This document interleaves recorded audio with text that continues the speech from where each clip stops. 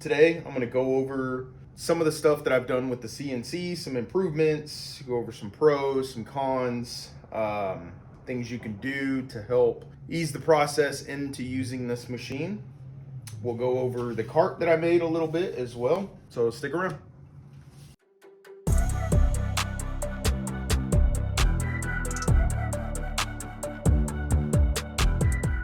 How's it going, everybody? Welcome back to my channel. Today we're going to be going over the FoxAlien Masuter 4040 with the upgraded 300-watt spindle. We're going to go over some of the things that I've done to improve functionality of the machine.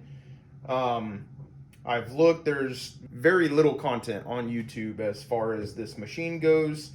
There's a couple good channels, which I will link down below, that I got a lot of my ideas from, with the improvements and things to help make this machine run a little bit smoother. We're gonna go over those. We're gonna go over the pros and cons of it so far since I've had it, and then also the cart that I made. I'll just kind of give you guys a brief overlook at that, and also the dust collection system. So we're gonna start here at the back. One of the things that I do not like is the board here being mounted to the bed itself. I would like to mount it either to the back of my cabinet or somewhere else, but the wiring that comes with the machine, all of the motor wires are all kind of various lengths. They're not really even, like here's one that's how much shorter it is than these other ones. I like to have a little better wire management than this, and I would also like to be able to mount this somewhere else, like maybe to the back of my cabinet or somewhere off of the bed, to allow me to slide in some bigger pieces if I needed to ever do that. Obviously the cut capacity doesn't go back here, but it would be nice if I had a big piece and I needed to engrave something on one end of it or something like that, I could do bigger pieces. Possibly tiling once I figure out how to do that, which that's something we can get into later in a different video. But other than that, that's pretty much it for here. I wish the cabling was a little bit longer, so I may eventually rewire this and maybe extend these wires a little bit so I can get that off the bed. Next, we're gonna move here to the actual bed onto the spoil board. The reason I've got you at this angle here is this was one of the cons. You see that flex? There was way too much flex in the middle of the board here. So I ended up getting a spacer, the right thickness.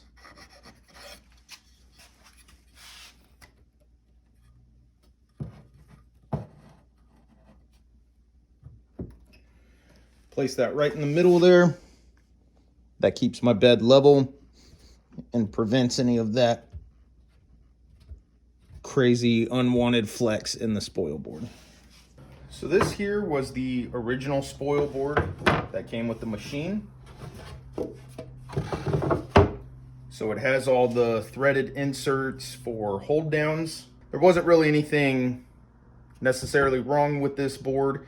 I just hadn't had the machine quite tuned yet, and yeah, so I ended up replacing it, and I like the idea of having one solid piece instead of two pieces, because that also added extra flex down the center here. Eventually, the next board that I make, I will be putting the inserts down, or sorry, the inserts into the board. As of right now, I don't use any hold downs. I do the painter's tape method with paint and super glue. So far that's been working pretty good. I haven't really had a need for any hold downs, but I would like to make some of the ones that you kind of just rotate and it applies pressure. I do want to try those, so next board I will do that on. Other than that, that would be my con with the board, is just the extra flex, which I believe that's actually an issue with a lot of CNC machines. At least kind of the hobbyist CNC machines, you're going to end up with that. But like I said, I put that spacer in there. I cut it to the proper thickness for the front of the board here, so that way there's not going to be any bow in it. However, there is some other tuning that needs to be done with the machine, and then you can also do a flattening, which is recommended. So we can go over that in another video as far as tuning the machine in. Next up, I'm going to say this is probably one of the biggest upgrades that I did. One of the big cons with this machine is that there is a whole lot of play in the whole Z-axis mount, which can cause an issue when you're doing, when you have a little harder wood, or even pine sometimes. If it's got some real hard grain in it, which pine does, cause it to have a lot more play in it than it should. So that's kind of one of the things I've been working with as far as feeds and speeds, trying to get that dialed in. I think I've got something pretty dialed to where I'm not having too many issues, but that is one of the biggest problems. So what I did, I believe I got this, I'll link the channel down below on where I found this at. So these washers, I believe is what they are called, and I will also link these down below. So these are solid polymer bearings, sorry. So with this machine, these are the ones you will need to get. You can screenshot that. I'll link them down below as well. These are the ones that came with the machine. They basically fit right inside here. And this is on the Z-axis, the up and down, right on these rods. These are the little bearings that keep it in place. Well, the problem is that these didn't fit very snug on the rods, and it created a lot of play. So that was one upgrade that I recommend getting, is these bearings. It definitely improved it a lot. I don't really have any more play right inside the rod area here. The only play that I have is, I think, just overall build as far as how big this whole unit is, and we have this single rail here. Unfortunately, there's just a lot of play in the wheel area, and I've tried to tighten these down to try to eliminate some of that, and I just can't get it out. So if anybody seeing this has any other ideas on how to eliminate some more of that, that would be great. Let me know below. Moving on here to, say, alignment of the machine. So I don't have my laptop connected, so I'll just kind of roughly give an example of what it does here. So when I home this machine, now this, I can't even say that this is due to the construction build, because I've measured from corner to corner, and this thing, the machine is square. Like, I don't have any issues with it, with the frame not being square. However, the one issue that I noticed, and I have to check this every time before I start a cut, is that when the machine homes and comes back and is set, the distance from the front here to this first wheel should be the same on both sides of the machine over here. So from the front here to that front wheel, that distance should be the same. However, I'll show you here. Here is something I highly, highly, highly recommend when you get a CNC machine. If you already have this machine and you do not have these, get you a set of calipers. These ones are not crazy expensive. These are Home Depot, Husky. This actually, so far, this one has not given me any issues. It's actually really well made, and it works. So I'll show you here. So all I do is I measure. I actually measure to the inside of the rod here. So there we are at, we'll just say 0.93. When I measure this side,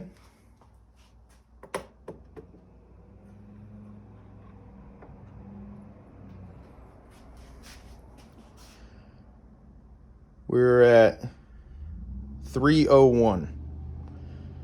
So it's off. That's 7, not 8. What is that? Tenths, I believe. It's off 8 tenths.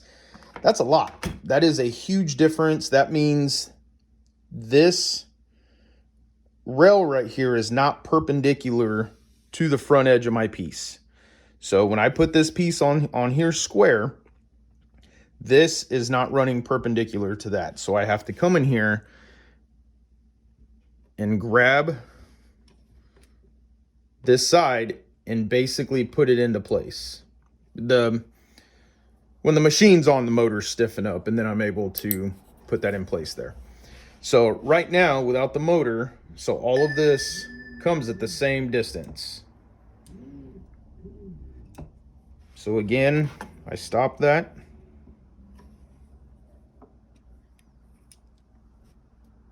.273.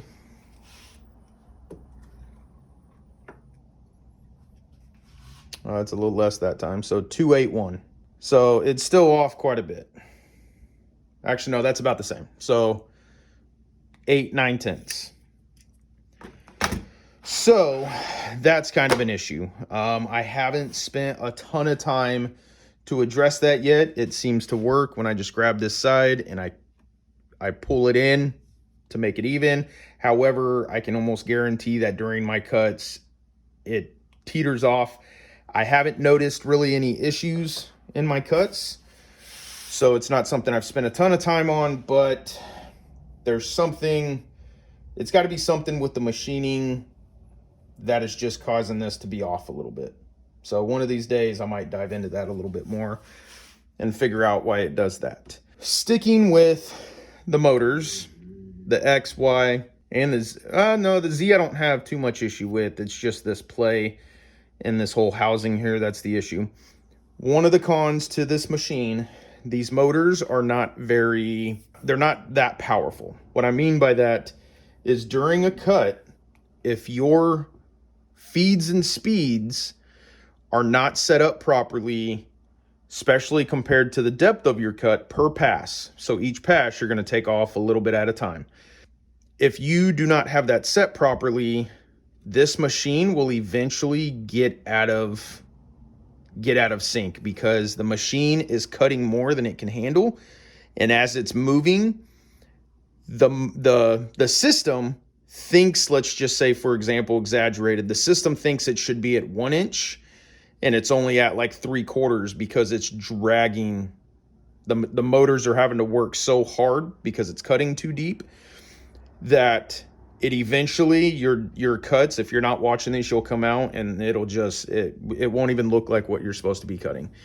So that's kind of one of the other cons to this. The motors are not very, very strong, I guess would be the best way to put that. So you definitely have to get your feeds and speeds and your depth of cut. The time that I've been using this now, I've been cutting primarily plywood and pine. I have made a couple things with walnut, didn't do too bad. I found that, especially with an 1/8 inch bit, 16 inch, half the thickness of the bit, so 1/16 of an inch depth per pass. I usually go between a 1/16 and just slightly under a 1/16, and I run this spindle at almost full speed, and I have not had many issues. So again, we can do a whole nother video on all of my setup and my feeds and speeds and all of that. We can do another video on that.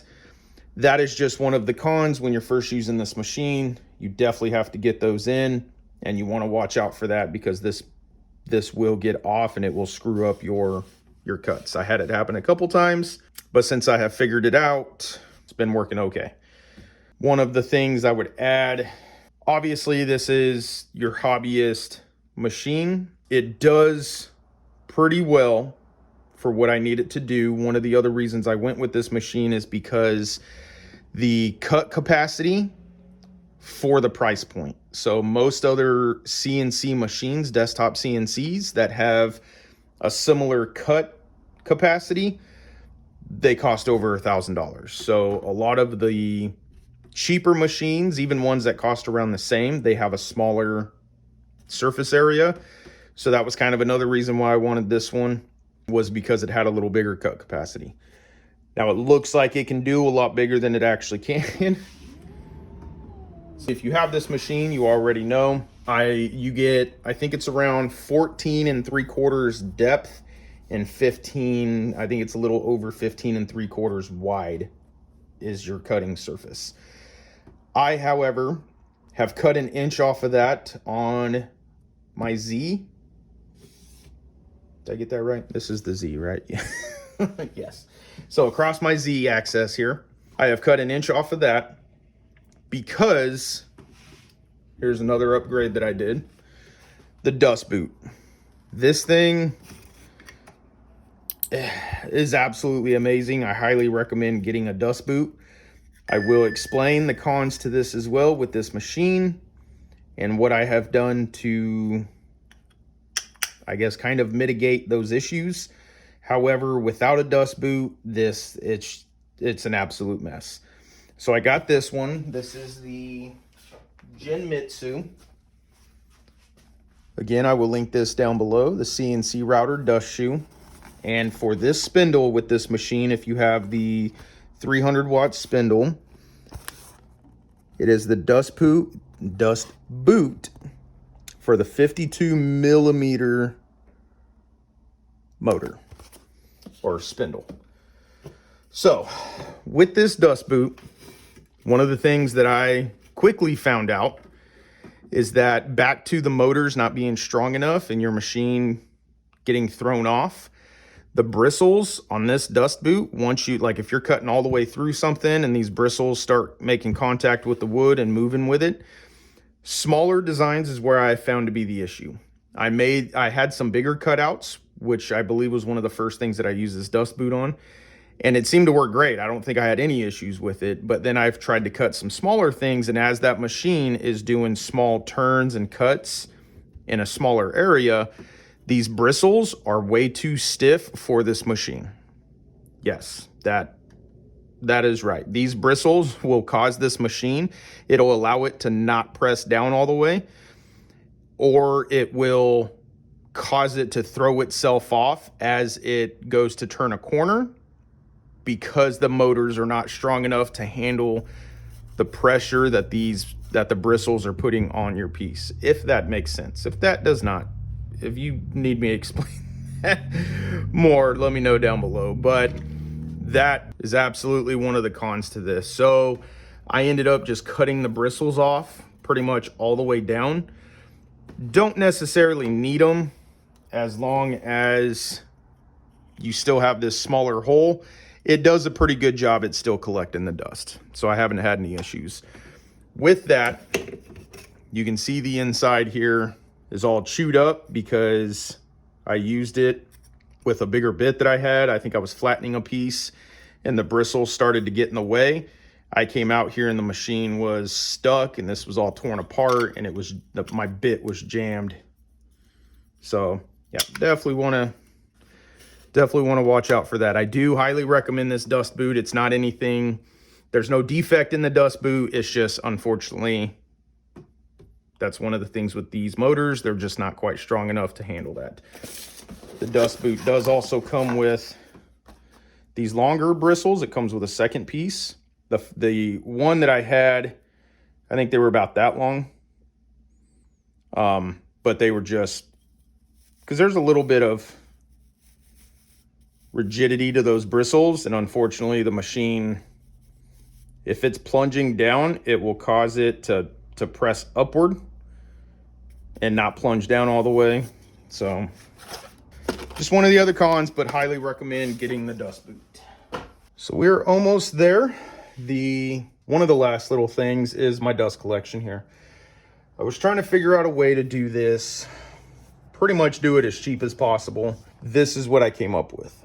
This hose actually goes with the little bucket attachment shop vac that you can get at Home Depot. I'll show you that in a sec. It actually fits inside the dust boot perfectly right here.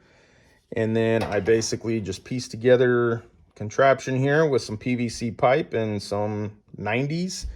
All that fit together perfectly. And now we'll go down below and I'll show you that. Before we get to that, I'll show you one of the features that I have on this bench is I created this little shelf. Just has little brackets down below and it goes on with a French cleat. Gives me my space for my laptop, and then when I'm not using the machine, I can put this to the side and get it out of my way. So down here, I do also have my air compressor down here. That is kind of temporary. I don't think it's going to stay down here. Here is my dust collection. So it's just a bucket with the bucket attachment, little shop vac, the bucket head. Again, had to figure out some PVC. I don't even know what you would call it. I had to bore the top of this cap out so this would fit down inside, and it's just, yeah, it's a whole contraption. So luckily, or unfortunately, I have not made a video on this. I might take it apart and kind of show if that has any interest behind it. This is the hose. Actually, I already had this hose that just goes up to the connector there. And then with this bucket attachment, like I said, this is the hose that came with that. And that all fits that perfectly. So that is the dust collection. So hopefully this helped some of you who are either looking into this machine and whether or not it is worth the money, or if you've already purchased the machine and you're having these little issues that we've pointed out today and you haven't been able to figure out how to kind of navigate those. Other than that, that's going to be it. Next, we are going to work on the process for me getting a design, the software that I use, the settings that I use, and getting that design from the laptop to the machine and cutting. So stick around.